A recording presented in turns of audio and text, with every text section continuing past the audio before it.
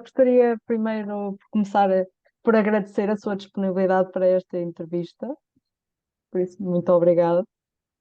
Eu que agradeço ser entrevistada também, dar-me Pronto. essa oportunidade de ter assim um bocadinho de palco, digamos, pronto.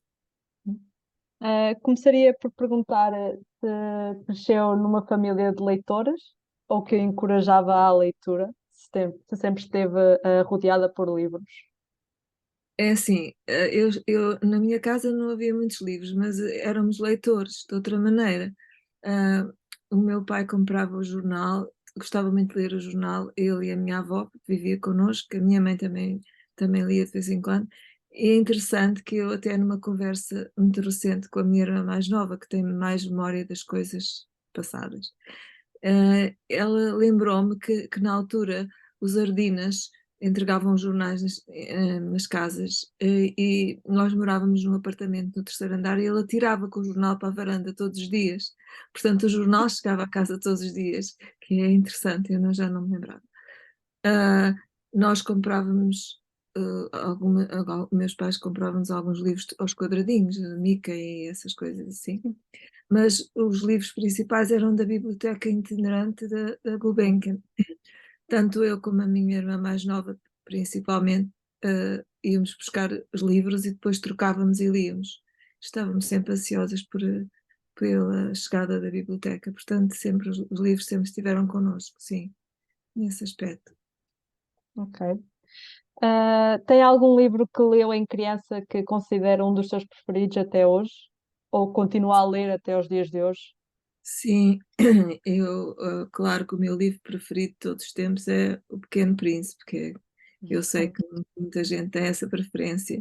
Também me lembro muito da viagem a maravilhosa viagem de Nils Holgersson, através da Suécia, de Selma Lagerlöf, não sei se é assim que se diz, e do Fidalgo de Pernas Curtas, de Ilse Loza. Aliás, eu penso que na escola líamos muitos livros da Ilse Loza, que eram os livros dessa altura, O Palhaço Verde e mais outros assim, já não me recordo bem do título, sim. Mas esses dois livros sempre ficaram na minha memória. Ahm, Também gostava imenso da Mafalda do Tintim, de todos os livros do Tintim, e por aí, e por esses, sim, sim. Além de gostar de ler, eu já tenho dito várias vezes que eu também inventava as minhas histórias e escrevia-as e ilustrava, arranjava os cadernos que tinham na escola, com as folhas, fazia, cosia à mão, fazia capas de cartão, era tudo, eram os meus livros, sim. Muito interessante. Parece que já era editora e escritora desde nova, Era, então. eu dizia quando era pequenina, o que é que queria ser? Professora, tradutora e escritora. Eram as três coisas. E já fui Muito bom. professora, fui tradutora e estou a escrever. Pronto. Muito versátil, então.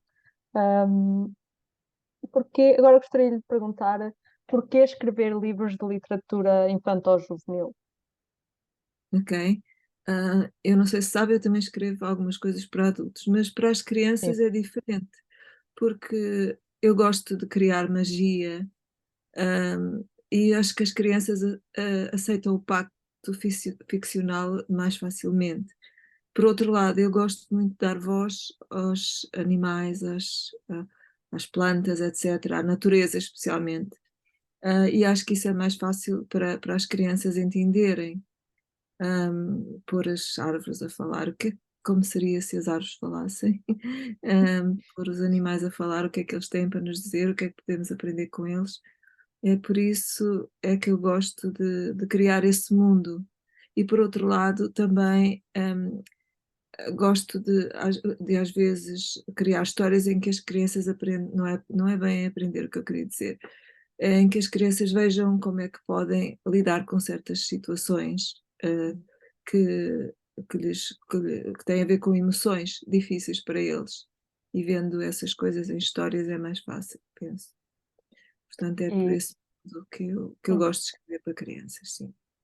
e esta resposta acho que nos leva um bocado para enquadrarmos as perguntas em relação ao livro que viemos aqui falar, que é A Ovelhinha Sim, Perdida. E sim. então começava por lhe perguntar o que é que a inspirou para escrever esta história, se algo na sua natureza é autobiográfico ou relacionado com a sua vida? Não foi relacionado, quer dizer, não foi relacionado com a minha vida, porque foi uma amiga minha, que, portanto, eu vivo em Londres, não é? E ela vive ainda noutra cidade, fora de Londres. E ela estava a passear, num parque e encontrou realmente um brinquedo perdido em cima de um banco de jardim, foi mesmo assim. Ela tirou a fotografia, mandou-me e disse: Olha, isto é mesmo bom para tu escreveres uma história. E eu fiquei a pensar naquilo e disse, ai, levei muito tempo, fiquei a pensar, sim, realmente eu sei que para uma criança perder um brinquedo é uma aflição, porque aconteceu com a minha filha. Uma vez fizemos uma viagem à Escócia e ela era pequenina, bebê, 2, 3 anos talvez, deixou um ursinho esquecido no hotel e aquilo foi um drama completo, porque ela andava sempre com o ursinho, tivemos que voltar para trás para ir buscar o ursinho. Portanto, e pensando nessas coisas todas, eu comecei a tentar imaginar como é que eu vou fazer. Vou pôr a ovelhinha a falar, a dizer o que é que ela sentia, como é que foi a viagem dela até ser igual. Mas pensei que seria mais importante lidar com os sentimentos da criança. Foi isso que levou a criar a minha história. Portanto, alguma coisa autobiográfica só realmente a ver com a minha filha, mas foi pensando no geral das crianças. Porque às vezes as pessoas não entendem muito bem como é que um brinquedo pode ser tão importante. Normalmente as pessoas até pensam assim, vamos comprar outro e ela vai se esquecer, mas não é bem isso. Não é bem isso, porque realmente até noutra ocasião havia um boneco que a minha filha tinha, que era chamava-se, era uma boneca Fizz, que era dos McDonald's, era uma coleção qualquer. E ela perdeu isso num parque e era fácil ir comprar outra refeição do McDonald's e ia dizer assim, vamos fazer isso, mas ela não, completamente inconsolável. Nós não conseguimos encontrar, nessa altura não conseguimos. Não era a mesma coisa, era um boneco igual, mas para ela nunca foi a mesma coisa. Portanto, é a pessoa a perceber-se dessa, agora só me vinha a palavra em inglês, attachment, dessa ligação emocional que a criança tem com o brinquedo. Sim, isso acho que é muito importante. E eu quis que fosse evidente na história, não sei se terei conseguido, mas tentei. Sim, eu acho que conseguiu muito bem. Obrigada. Então, no livro, nós vemos a Amélia a lidar com uma perda ou com a quase perda de algo que era muito importante para ela, que neste caso que era a ovelhinha, com a ajuda da Sim, família sim. e falando nos sentimentos que as crianças têm para dar essa ênfase. Esse é um sentimento que muitas vezes elas não conseguem perceber ou não conseguem lidar. Acha que a sua história vem dar alguma clareza quanto a isso? Pois, eu tentei, porque eu introduzi a avó a falar com a neta, no sentido de lhe estar a dar a entender que nem sempre os brinquedos aparecem. Como no caso da avó, lhe conta que ela própria tinha tido um brinquedo que perdeu, e como é que ela põe essa situação? Perdi, mas a minha mãe disse-me que alguma menina que nunca teve um brinquedo está a tomar conta dela. Portanto, é uma maneira de apaziguar a situação, não é? O que é que a pessoa sente? Perdeu, mas não está perdido completamente. Alguém está a tomar conta desse brinquedo que era tão importante para mim. Mas depois apresenta-lhe a situação do pai que também perdeu perdeu o brinquedo, mas no caso dele, ele voltou a ter o brinquedo. E no caso da menina, portanto, ela ficou preparada para as duas coisas. Podia não aparecer, mas podia aparecer, e no entanto sabia que tinha o apoio da família, que toda a gente estava a fazer o possível para ir encontrar o brinquedo. Ah, ao mesmo tempo, portanto, que eu tentei expor a situação dessa maneira, também quis que houvesse assim um movimento de solidariedade para uma coisa parecia que era tão pouca importância, mas que as pessoas estavam a dar importância. Portanto, foi dessa maneira que tentei E resolver. também gostaria de saber qual é que foi o motivo que levou a que este livro fosse publicado em português e em inglês.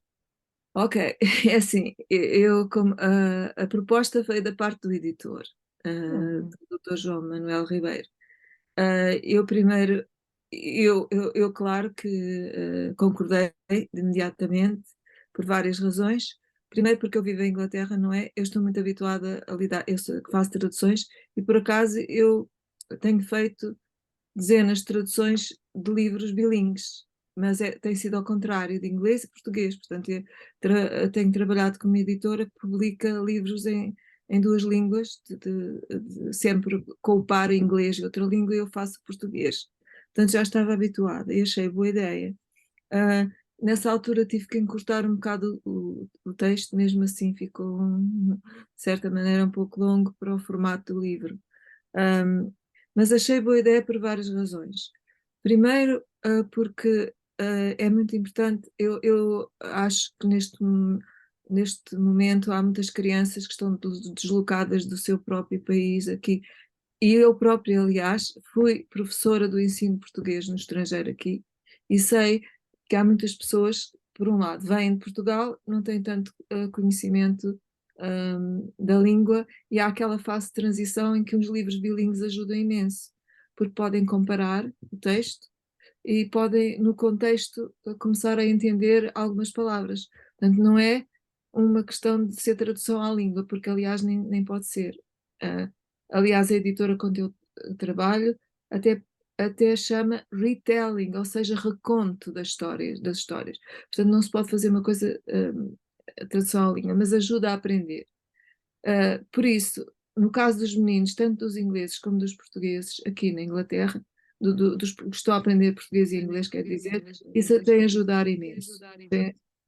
Agora, no caso, por exemplo, de Portugal, que eu sei que também há muitas crianças agora oriundas de vários países, mas que sabem inglês, não é? Também pode ajudar nesse aspecto para aprender português, um livro que seja bilingue.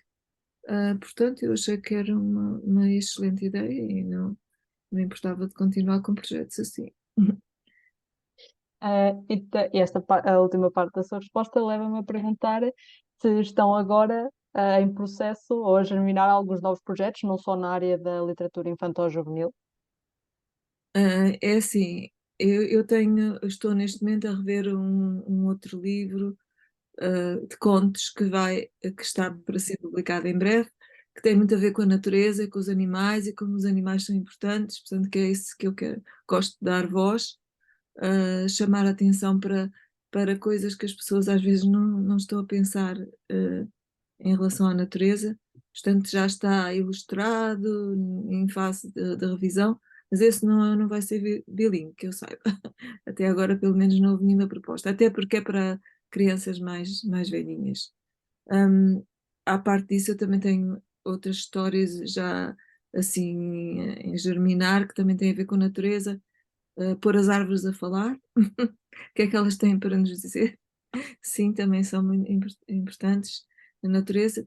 E à parte disso, eu tenho estado a fazer um projeto já há bastante tempo começámos com 12 pessoas e agora somos 10, acho eu. Um, que é um projeto que tem a ver com um conto em que cada uma de nós um, encarna, digamos assim, uma personagem, que são personagens que eu acho que não posso divulgar exatamente o que é, mas pronto, são Ok, várias não há personagens problema. que estão no mesmo contexto e é a ver as coisas pelo ponto de vista de cada um. E é assim, isso já anda assim há mais de um ano, acho eu, mas como é muito difícil de coordenar, está assim. Um, Também não sei se seria dizer aqui, mas já agora, como eu acho que já posso divulgar, estou muito contente porque soube, mesmo há pouco tempo, que como foi dado, eu concorri a um concurso de contos da Hernani Cidade e aí foi-me atribuído o segundo prémio, portanto estou muito contente mesmo. Parabéns. Muito obrigada. Sim. Eu ainda não divulguei nas redes, mas já tenho autorização para fazer isso, por isso estou aqui a dizer em primeira mão. Muito obrigada.